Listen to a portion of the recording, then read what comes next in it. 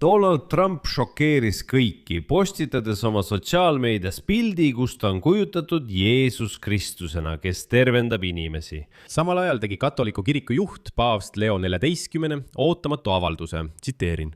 Ma ei karda Trumpi administratsiooni ega karda valjuhäälselt kuulutada evangeeliumi sõnumit, sest just selleks ma siin olen. See avaldus ajas analüütikud veelgi rohkem segadusse, kuid selgus, et mõlemad sündmused, nii pilt, kus Trump on kujutatud Jeesus Kristusena, kui ka paavsti avaldus, et ta ei karda Trumpi, on ühe ja sama loo pusletükid. Nimelt oli Trump eelmisel päeval teravalt kritiseerinud paavsti, mõistes hukka tema seisukoha Iraani sõja suhtes ning väitnud, et ta on välispoliitikale kahjulik ja kutsus üles Püha Tooli juhi tegelikule kukutamisele, öeldes, et tema jaoks see ei sobi. Minu nimi on Aleksei Petši. Arutame seda teemat koos, kuid enne kui alustame, palun tellige kanal, jätke selle video alla oma kommentaar ja pange like. Ja veel, liituge minu Telegrami kanaliga Petši News, link sellele on selle video kirjelduses. Nii et Donald Trump läks avaliku vastasseisu paavstiga pärast seda, kui viimane keeldus toetamas tema sõda Iraani vastu. Asi jõudis sinnamaani, et paavst Leo 14 oli sunnitud avalikult tagasi lükkama USA presidendi kriitika, kaitstes oma seisukohta, mis oli suunatud rahu saavutamisele ja vägivalla hülgamisele sõjas Iraaniga. Edasi toon tsitaadi paavstilt. Ma ei karda Donald Trumpi administratsiooni ega karda valjuhäälselt kuulutada evangeeliumi sõnumit, sest just selleks ma siin olen ja just selleks on kirik mõeldud. Me ei ole poliitikud, me ei lähene välispoliitikale poliitikute seisukohast nii nagu Trump võiks seda mõista. Aga ma usun evangeeliumi sõnumisse kui rahu tegija. Need paavsti kommentaarid tulid pärast seda, kui Donald Trump kritiseeris paavsti pühapäeva õhtul teravalt, mõistes hukka tema seisukoha Iraani sõja suhtes ja öeldes, et praegune paavst on, tsiteerin, välispoliitikale kahjulik. Nagu te teate, on USA praeguse presidendi administratsiooni ja Vatikani vastasseisu ajalugu kestnud juba selle aasta algusest peale.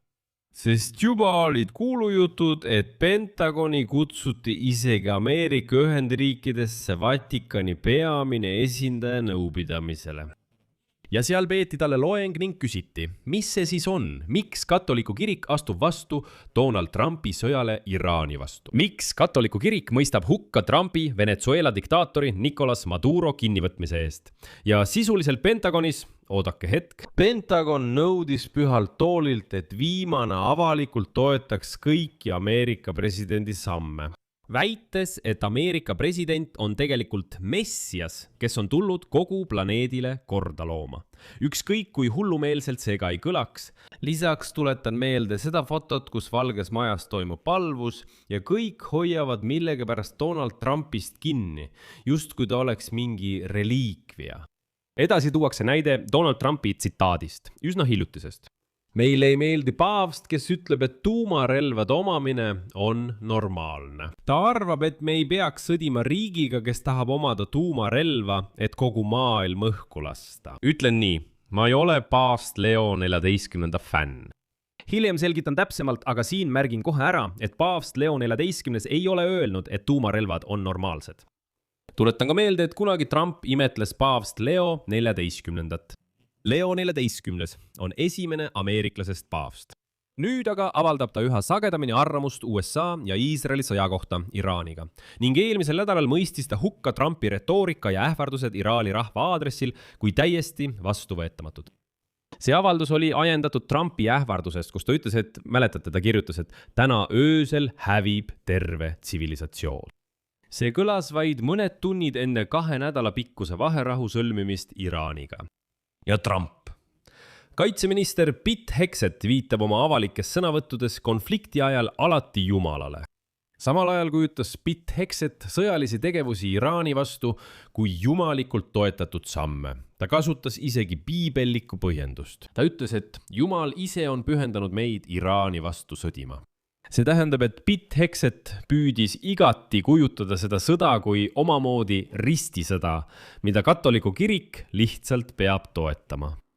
aga paavst Leo XIV on korduvalt selle idee vastu olnud ja öelnud, et Trumpil ja Hexetil ei tasu Jeesuse Kristuse nime oma sõjale Iraani vastu külge pookida. Tsitaat paavstilt. Jeesus on rahukuningas, kes lükkab sõja tagasi ja keda keegi ei saa kasutada sõja õigustamiseks. Jeesus ei kuule sõdivate palveid, vaid lükkab need tagasi.